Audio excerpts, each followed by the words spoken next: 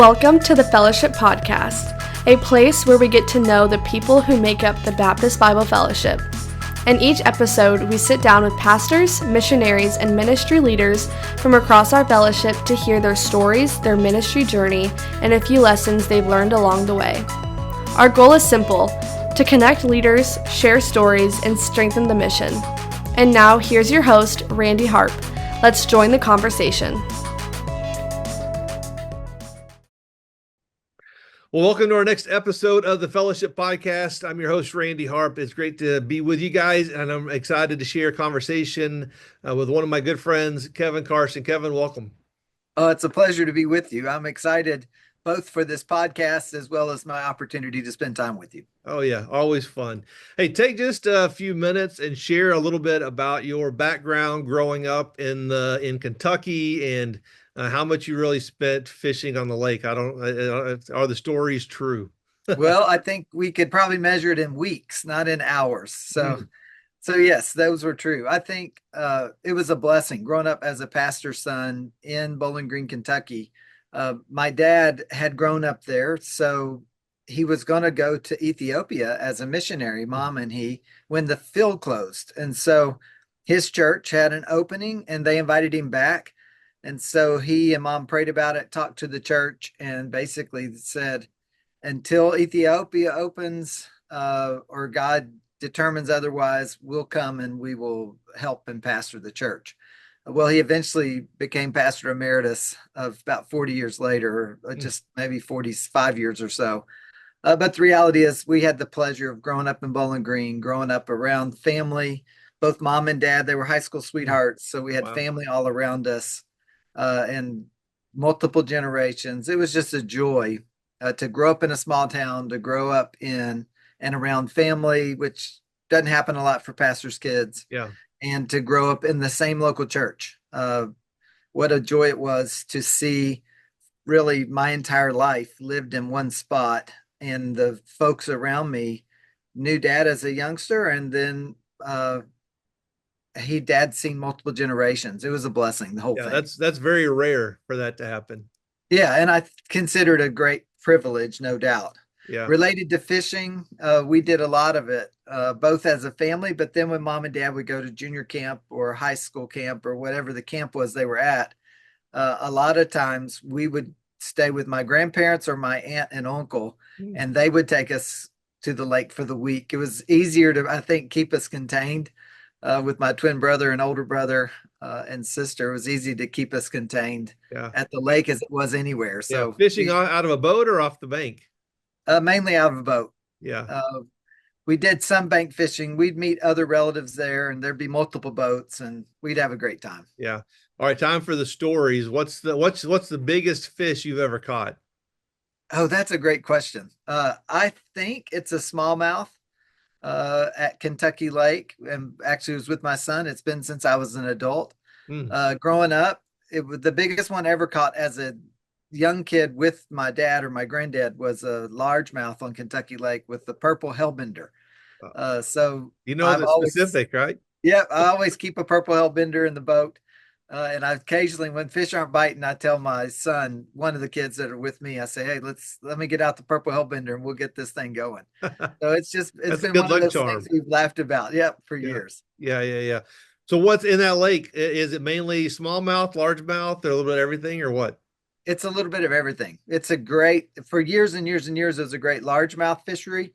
But over the last probably 15 years, it's switched to a smallmouth. And that's our favorite is smallmouth. Probably because we grew up catching largemouth. The smallmouth was like a prize. Yeah. But now it's switched over and it's just fun. We get to catch both and it's a joy every year. I think this is our 40. No, I'm going to say that wrong. I think every year since I was 3. So this might be our 50th year in a row that our family has gone to the lake for a week. A couple generations typically. And so we'll do that again here in a couple of weeks. We always do it the week of Father's Day and we meet there and spend the whole week.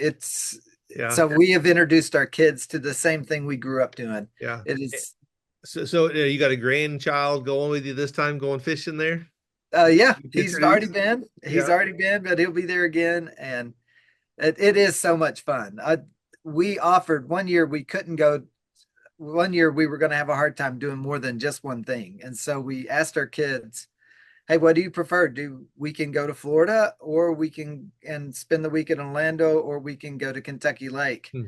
We kind of thought we knew what their answer would be. And without hesitation, every one of them said Kentucky Lake. We're all Wow. in. Yeah. Very So, cool. Very yeah. cool. Hey, let's go back, talk about your childhood. Talk about how old were you when you were saved, when you accepted Christ as your Savior? What did that kind of journey look like? As a pastor's kid, was it early? When was it? It was early. I think I was 5, and my twin brother Craig, which maybe some of the folks would know, he was saved just after that. I was close to 6. He was saved just shortly after we were Hmm. 6. So it was within a few months of each other. But just growing up in a home where talked to dad and mom a lot. Yeah. That particular night, I had heard dad preach. It was a Sunday night. Uh, asked mom about salvation, and she said, well, when you get home, we'll talk to dad.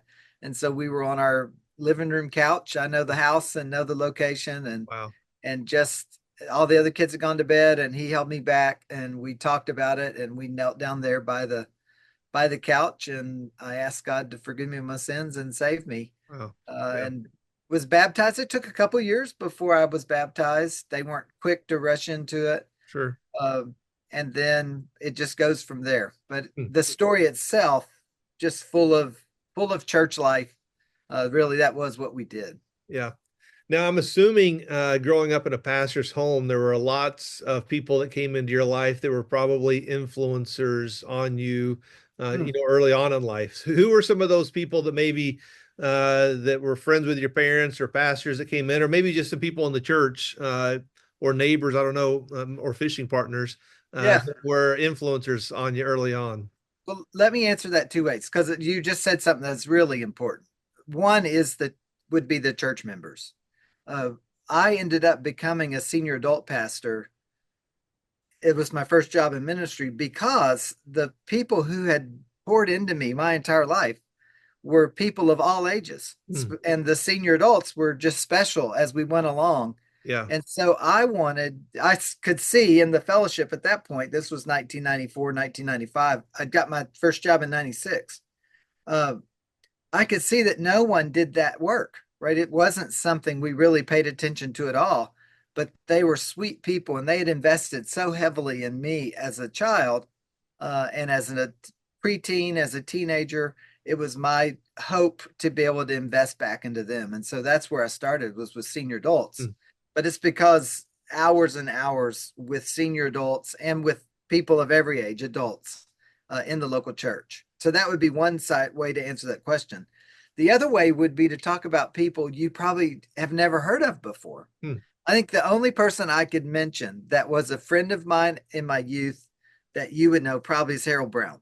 Yeah. But outside of Harold Brown, right, I think of locations in Kentucky. From to the east, Horace Nutt, which is pastored in Owensboro for years. To the north, Lonnie Mattingly and his team in Louisville. If you keep going over, Noah Broughton, Dennis Hibbard, Joe Decker. You would probably know Joe Jr. Yeah. I was gonna say I know Joe Decker, but it's a Yeah. different So, one. yep. So I could name person after person and could keep rattling off the cities and talk about these men who were, they were at some level, they were our heroes. We Hmm. would go to Kentucky BBF meetings with dad, not always because of school, but we went to enough that we knew them, and we knew them not simply by Brother Tackett, but it was Elijah Tackett and his sons as well, which you may know some of them. But we knew those men, Ray Chamberlain, and we would call them by Brother Ray or Brother Broughton, Brother Noah. We would call them by their name. They knew us. They, of course, wouldn't know the difference between Craig and myself, but we had deep relationships with those men. And so there are Kentucky men who probably on sometime toward the end of the week would get their Bibles, pull out a Strong's Concordance, do the hard work of trying to figure out a text. And Hmm. when they preached it, it came from their heart. Wow. And those were the men who greatly influenced me growing up. And and really they were. Those men and missionaries were our heroes. We just didn't have uh, people from the world. It was the folks that now we talk about, especially at the missionary level. Right. Um, some you would know. I mean, you would know probably all of them, but Carl Boonstra, of course, Sure. was that one of those early mission directors. But not just Carl Boonstra, but the missionaries now that started the fellowship in the 50s, 60s, 70s. We had many of those people in our homes. Mm. Bill Anderson, Yeah. from your church life well. Yeah. Yeah. Right, Bill Anderson, I have stories pardon me, about him and so many others that are hilarious. And there Mm. were stories from them being in our home. Yeah. He's a hoot. I know. Oh my word, doing great stuff together. Craig and I have been invited to be part of funerals in Springfield from some of those missionaries that we met Mm. when we were back at our home church in Yeah. Bowling Green, Kentucky, growing up. Uh, that is just a sweet, sweet privilege. The Bartons, I mean, there's just so many Yeah. that I could talk about. It's just God's kindness to us. Yeah. That's another, benefit, growing up in a ministry family and being around that many people. Did your parents have them in your home or just through the church or both or? Often in our home, and they would be at the church, but then they would be in our home for meals. We'd go out to restaurants with them. Right, we were fairly poor. Right, Kentucky's not a rich place anyway, but in terms of our family and church situation, when we had special guests, that's when we got to go out to eat. Yeah. So we enjoyed that. We didn't, and I said we were poor, not because we knew it. We didn't know anything about being poor. We just lived it. Yeah. But when those guests would come in, we would get to go out to eat Yeah. more than typical. Yeah. But mom would have them in the home. We would entertain them there. We would have a good time. And then we would listen to their stories, ask questions, watch their slides with interest. I mean, just so many things made them our heroes for sure. Yeah. Yeah. Very, very cool. So after high school, did you come to BBC right out of high school? We did. So we probably junior year of high school, between junior and senior year, we just developed a passion to want to serve the Lord. Initially, that wasn't the direction we were headed. So we started looking at colleges. Ken Lyles was a childhood friend of my dad's. So we came to BBC. We had the privilege of sitting through one of Ken Lyles's classes just to hear him and my dad interact. And then other people that were here that we knew from just years and years of coming to Springfield every May. And in the early days, taking kids to BBC, my dad would be their transportation, dropping them off for the semester, picking them up, taking them back, bringing them home. Right before all the laws, I remember driving, it was 2-lane roads between Springfield and Bowling Green. I remember we're sitting on college students' laps because there are no seats and we had all their stuff crammed in there and we were bringing them home for the summer. So it was a lot of fun and a lot of opportunities to engage with people. So we knew about BBC. Craig and I came early in our junior year, I think maybe checked the college out, or senior year, I should say. And decided that we were going to at least go for 1 year. I thought I would probably go 4 years. Craig had anticipated 1 year, and we both graduated the first time in 94. Yeah. So I met you there in 93, 94, when you were an RA and I was living on second floor Smith. Actually, your brother he wasn't Rick Malugian was the Rick Malugian, RA. Yeah. And then Craig was I forgot Third what floor. no, he was wasn't he in charge of the whole dorm? I was in charge of Smith. Craig was on 3 and Okay. Rick was on 2. Okay. Yeah, Who I was remember the- that. who I was remember the- those days well. Who was the senior RA? I thought you were the senior RA then. You were the I was. dorm. I was the second year you were here. Okay. First year you were here, I think it was David Warburton. That's right. That's right. Yep. Yeah. He's laughing at us, waiting for us in heaven. He is. Yeah. So yeah, that was quite. So I remember that now. You were on first floor, then Rick was on second floor, and Craig was on third floor. And I feel Rick had so much grace and Oh, patience. those were great days. Oh yeah, so much fun. So anyway, Yes. so after you graduated, so I know you went straight to Cherry Street. You're talking about as a senior adult pastor. How long were you there, and then when did you know it was time to transition and start the church that you're still pastoring? That's a great question. We were at Cherry Street for 6 years, under Dr. Gilming and then under Pastor Ken. He had never heard of a senior adult pastor. We met down at the Western Sizzlin on Kearney. It was a rainy day. He said, "Well, I can't imagine anybody asking somebody to create a job for them on a rainy day. People don't like doing stuff on rainy days." And I said, "Well, Uh, that's what we have. Would you consider?" And I was already working with them as a volunteer. hmm, And so he said, "I love what you're doing. I love Kelly. So, yes, we're going to create this job for you." So I went to him, asked for it to be created. He created the pastoral position. I did that for 6 years. hmm, Um, Along the way, that's when we had our first daughter. I started working on my doctorate. I finished my master's, started working on my doctorate, and um, Pastor Ken, through the Missouri BBF, had a vision to plant churches. hmm, And so he asked me to do all the work on it. I was kind of functioning as a senior adult pastor, and then as his dad retired, kind of doing a lot of the executive pastor stuff hmm, before they called people executive pastor. I was doing administrative stuff. right. And so he had me get on that project. And so I looked at all the cities over a certain population in the state of Missouri that did not have a Baptist Bible Fellowship church, looked at their county, and we presented it to the Missouri BBF to try to get our fellowship starting churches in Missouri.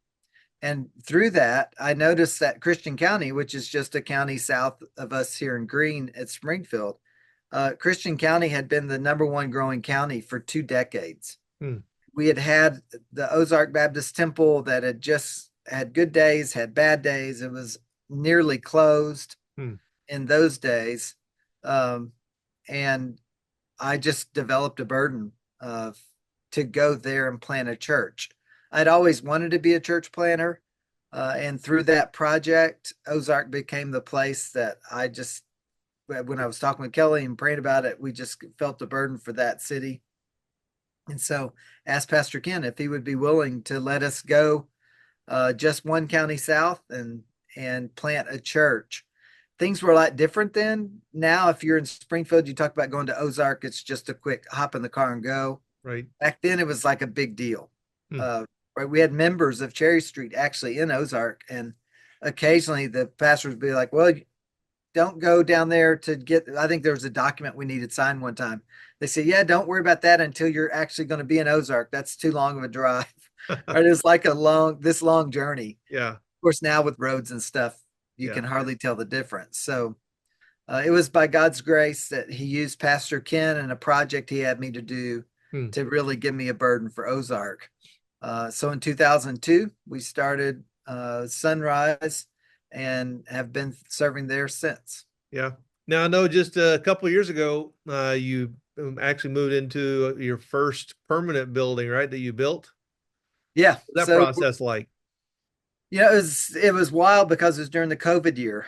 Mm, So that complicated all of it and it changed the prices very quickly. But what a blessing to be able to get out of rented facilities. We started in one, went to another, and that was a shopping center. And we just slowly picked up as many pieces of the shopping center as we could, but we're just out of space. mm, So God graciously provided for us, and that's a whole different story. But He gave us uh, just a prime piece of property in the north side of Ozark, yeah. right by Fremont Hills.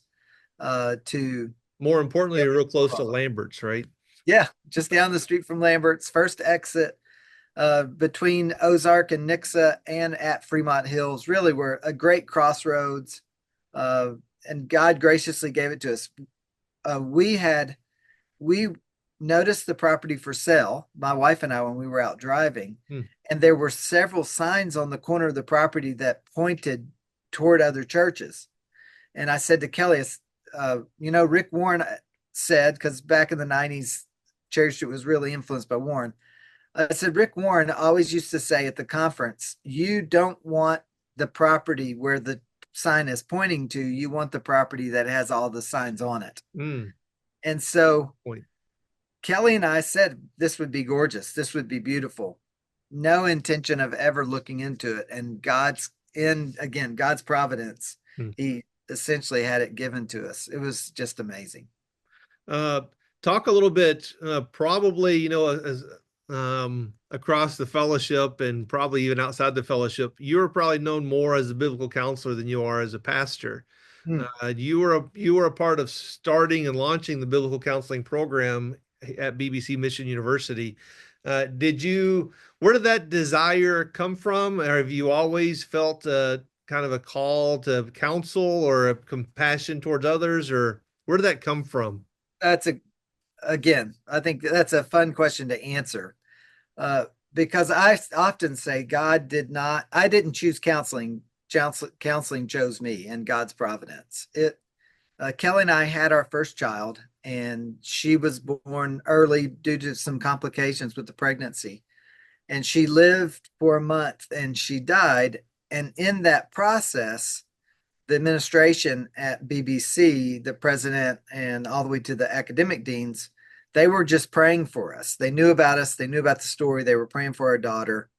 And in the process of that, it one of them said, you know what, we've been wanting to change. We want to start this new biblical counseling program, first in the seminary, and then their long-term plan was in the undergrad. They said, we want to start this. Why don't we ask Kevin Carson? Hmm.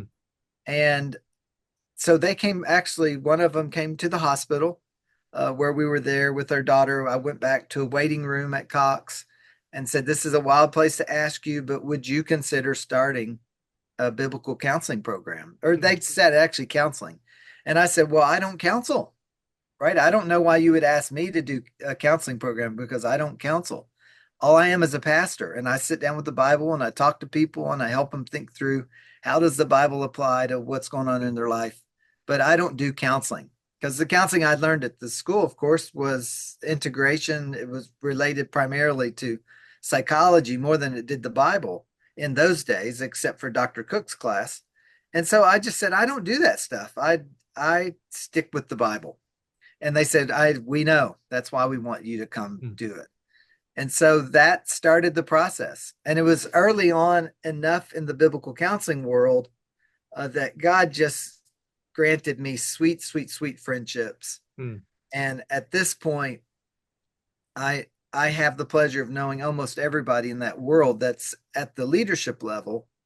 Simply because I've been in it for so long, I developed deep relationships at Westminster Theological and all of that. I didn't try to do any of that. God just really opened the doors and I just kept walking through them.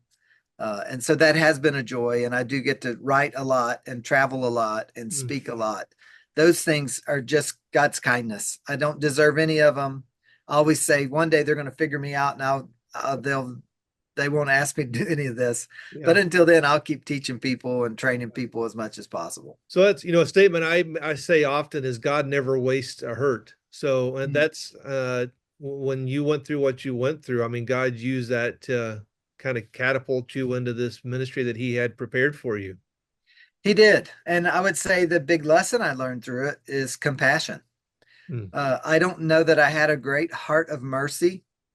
I would care for people. I would care when they hurt, but I don't think I understood mercy until that process. And God used that event to change me. And I tell Kelly occasionally, I hate that you had to lose your daughter and for the Lord to teach me the lessons he taught me. Wow.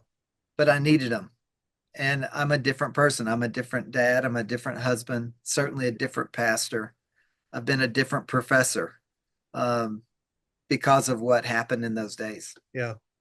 Now, you mentioned a few minutes ago talking about writing. I know you've written a few books, but you also write a blog that's very popular. Is that something, where did that desire come from? Or is it just something that's kind of an overflow from what you're learning? Or where does that come from? Yeah, that's another one of those providential stories.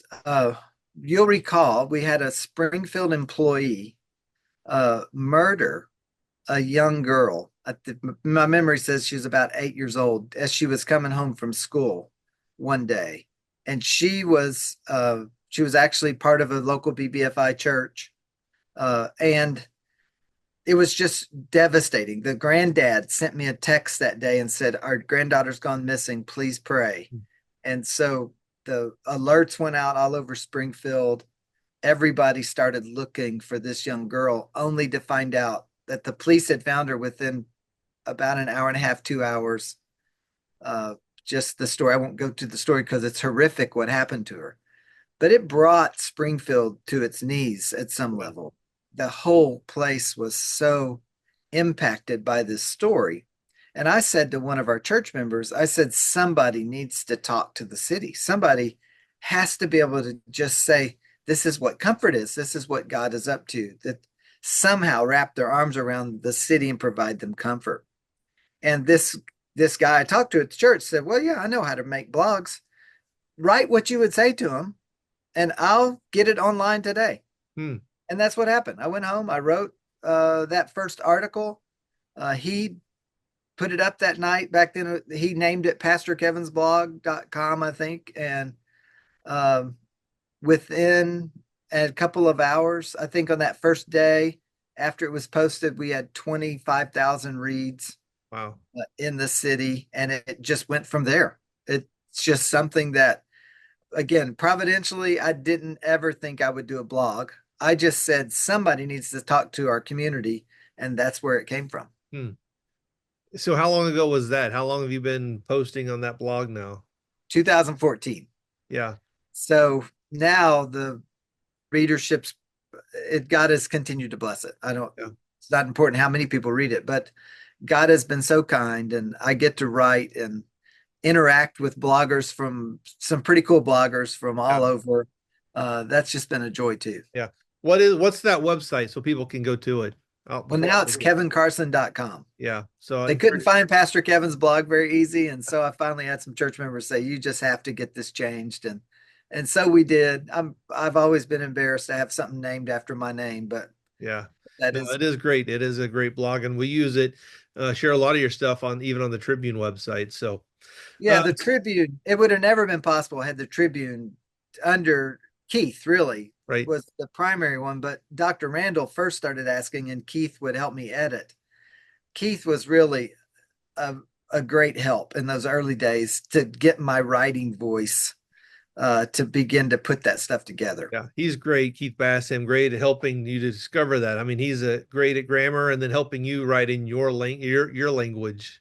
Yes, he would send me stuff back, and it was full of red ink. It would make me so angry to him, but it forced me to become a better writer. Right. So I'm grateful for that. So today you also serve as the second vice president of the BBFI. So I know you talked earlier about growing up. Your dad was in the BBFI, so it's kind of what you've known your whole life. What was it that kind of encouraged you to serve in a leadership role in the BBFI? Well, what I love about the Baptist Bible Fellowship is that it is about helping pastors and churches fulfill the Great Commission. Yeah. And that's the part that I want to do. That's my passion. I've never been passionate about a group of people, right? It's not been Dr. Dow, GB Vick, and I've known all of those people. Maple Inn Restaurant is a restaurant that used to be on Glenstone. That's where they would eat. Our family has walked in there, and we've had breakfast by them and talked with them. And John Rawlings, of course, was from Cincinnati, so he knew Dad well. So we were connected on that level. So I've been around those guys. I've always heard about them. I was aware of them. My mom loved Dr. Haryu's class on Paul and Christ. And so I grew up hearing Dr. Haryu's name, and then became a dear friend of his. What a blessing that was. Yeah. But it was never about people. It's always about mission, right? The Baptist Bible Fellowship International is about taking the gospel to the world. And that means, of course, the full commission. It talks about training them, as well as seeing them saved, baptized, and then teaching them to observe all things.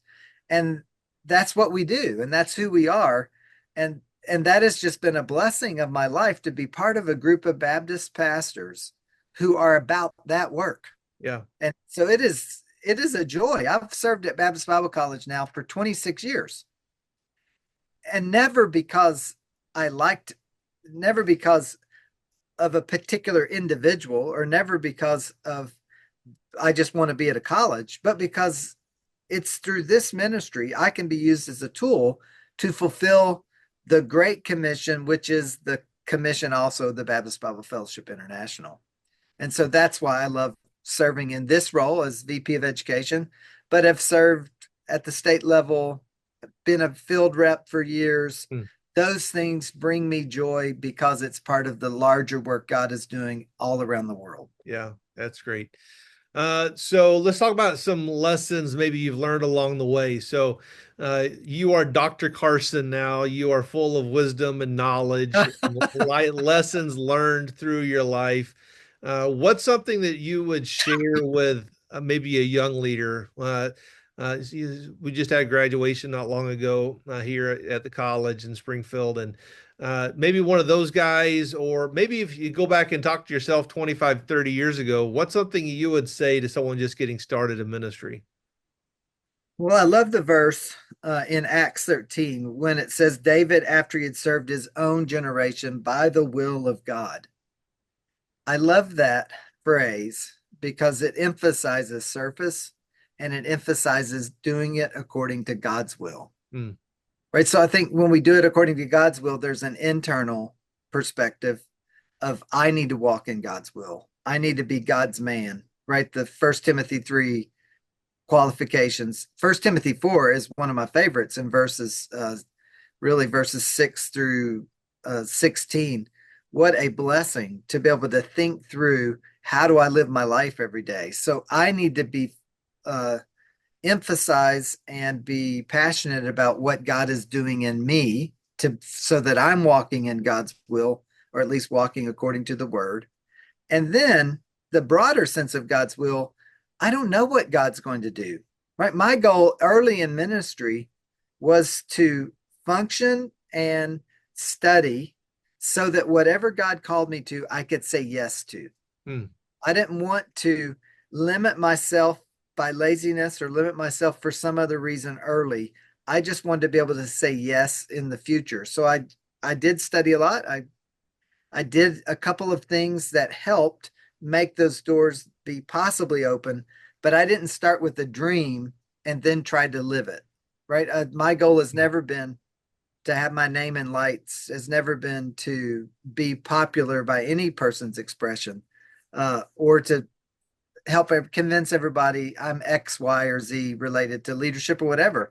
That's never been my goal. My goal has always been to just simply serve and allow God to do. I'll serve my generation and I'll allow God to do whatever he wants with it. I love the John 13 model where Jesus says, yeah, if you're my disciple, then serve people, right? That's my job, is to serve and sit in the back. And if God wants to draw us up front, that's God's position. That's not my position. Even the Philippians 2 sense of humility and seeking to be humble. I just think Jesus came to serve. And the best thing we can do as pastors, best thing we can do in the Baptist Bible Fellowship is to serve people. Yeah. I love what you said. You put yourself in a position where you're prepared to say yes to whatever God asks. Yes, because I didn't know what those things were, and I didn't have a long list of what I hoped they were. I just wanted to be in a place where I could do it if God wanted me to. Yeah. Well, I got just a couple more questions for you. This has been fun. I think I've kind of lost track of time, but what's something about Kevin Carson that most people don't know? Probably that I love sports so much, right? Some would know that if they've seen me at different spots. And they know I like the outdoors. A lot of people do, but individual sports, I really love those. Yeah. We misery loves company a lot. We're both Cowboys fans. Yes. So even Kentucky basketball, NFL football, there's a lot of stuff there. You and I are going to disagree on that one. We will on the Kentucky basketball for sure. So, hey, a couple things. I call these quick hitters. So, I want to say a couple things and just say what you prefer. Would you rather read a book or watch a movie? Watch a movie. What's a better vacation? Going to the beach or going to the mountains? Depends on the time of the year for me. I prefer the mountains in the summer and the beach in the winter. Okay, I can understand that. College sports or professional sports? For almost everything, college, but except NFL, which I'll add that, but everything else, college. Yeah, yeah, yeah, yeah. Are you a morning person or a night owl? Oh, morning for sure. Yeah. The average day starts very, very early. Yeah. So what do you set an alarm or you just wake up? By now, I can usually just wake up, but I do set an alarm. I try to get certain things done by certain times. All the Yeah. blog work is early morning stuff. So I read, study, think, and write early, usually 4 or 5 in the morning. Wow. What's the better dessert, cake or pie? Oh, pie, without a doubt. Yeah. Which Although one? I do go to weddings for the wedding cake. So I will say that. I will admit it. If they have good icing, I'll go for the wedding cake. There you go. So what's the favorite pie? Apple, probably. Apple? Apple's good. I'm a pecan pie guy. So Oh, well, yeah, that's delicious too. this is an easy one, but I want to ask it anyway. What's more relaxing, fishing or golfing? Oh, fishing for sure. Yeah.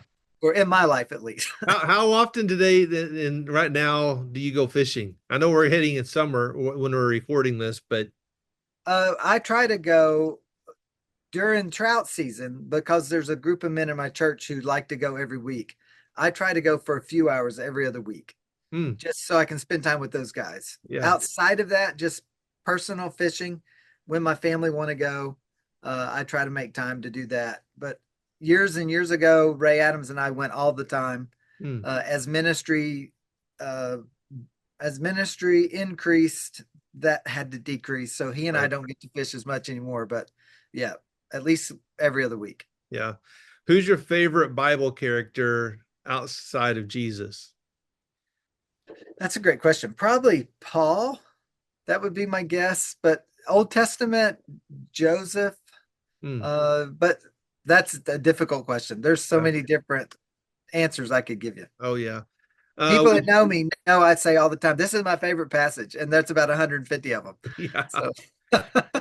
If you're traveling somewhere, would you rather drive or fly? Oh, fly. Yeah, for sure. For sure. And I asked you this one earlier. We're talking off camera. Best pet, dog or cat? Oh, yes. And that's a complicated answer. Cat, if you live in the country because you need mouse control. But for relationships, so productivity, cat, relationships, dog, for sure. Would you rather cook at home or eat out? Me cook, I'd rather eat out. But if I'm going to be eating it, my wife is a fantastic cook. So if we're eating at home, that's perfect. But yeah, going out is good if I'm cooking. Would you rather study in a coffee shop or in a quiet office? Oh, that's a great question. I'd rather probably study in a quiet office for studying, but I love to go to coffee shops to listen to podcasts or to just engage people. Yeah. I wrote my entire dissertation at Panera. Oh, wow. So I don't mind functioning in that, but if I'm actually studying for a sermon or something, I'd rather it be at least in an environment where I can get stuff out and manage it. Yeah. Last one. If you got one meal for the rest of your life, is it pizza or tacos? Probably pizza. Yeah. You can put everything on pizza. Tacos, they can only go so far. Yeah. Yeah. Yeah. Hey, Kevin, this was a lot of fun. Just spending some time with you. Any last parting words for everybody before we go?